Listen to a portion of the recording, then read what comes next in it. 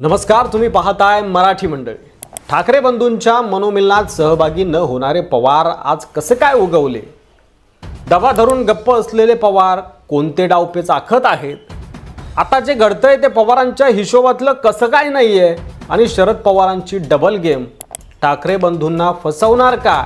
पवारांचं कारस्थान ठाकरे बंधूंच्या युतीचा घात करणार का? आणि मुंबई महापालिकेत शरद पवारांची संभाव्य रणनीती काय असणार आहे? अशा विविध प्रश्नांचा आढावा आजच्या या व्हिडिओमधून घेणार आहोत।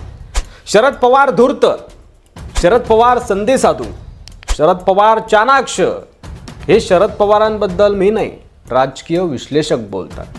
त्याचा प्रत्यय आज पुन्हा आला।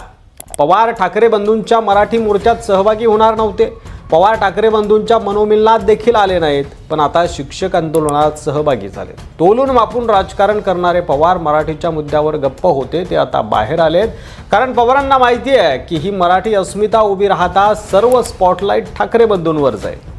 पवारांचं विविध भाषिक आणि धार्मिक घटकांनी भरलेलं राजकारण कोलमडेल। शिवाय मराठी अस्मिता जितकी तापेल तितके ठाकरे राजकारणात पुन्हा मजबूत होतील, आणि हे पवारांना नको आहे, तसं भाजपाला नको आहे। आणि त्यामुळं ते शिक्षक आंदोलनासारख्या सर्वसमावेशक मुद्द्यावर पुढे येतात, पण मराठीच्या मुद्द्यावर मुद्दाम गप्प राहतात।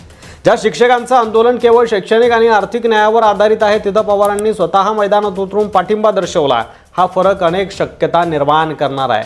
कोणत्या आहेत त्या शक्यता बघणार आहोत पुढे। ठाकरे बंधूंचा मराठी विजय मिळावा हा सरकार विरोधातील ठोस संदेश होता।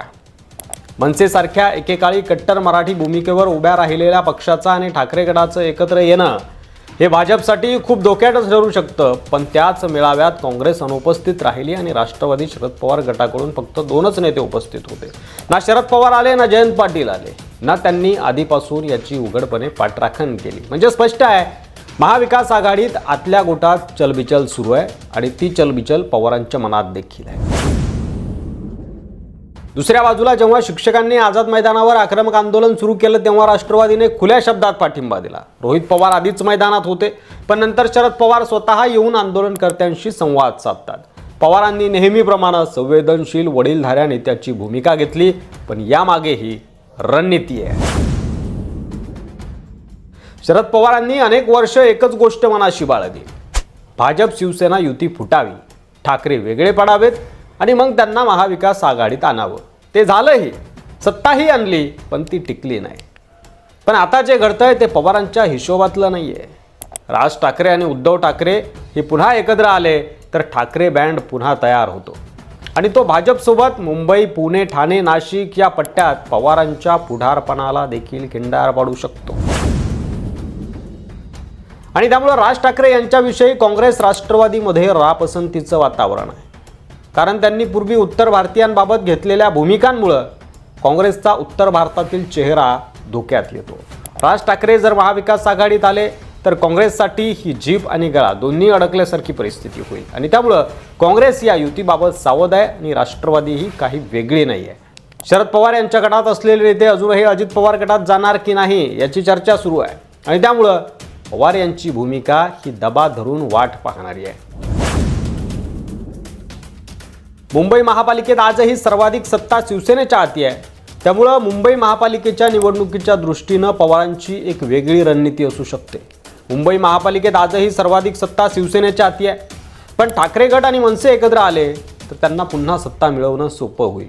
शिवाय भाजपसाठीही हा मोठा धक्का असेल, आणि पवारांची रणनीती या 2 शक्यतांवर आधारलेली असू शकते। एक तर ठाकरे गटाला महाविकास आघाडी सोडून राज ठाकरेंसोबत जाऊ द्या, आणि नंतर राष्ट्रवादी व काँग्रेस एकत्र लढेल, किंवा ठाकरे गट महाविकास आघाडीतच ठेवा आणि राज आणि उद्धव युती आहे असं भासवून राज ठाकरेंना आघाडीतून बाहेर ठेवणं। आणि तिसरी गोष्ट म्हणजे निवडणूक झाल्यानंतर सगळ्यांनी एकत्र येणं।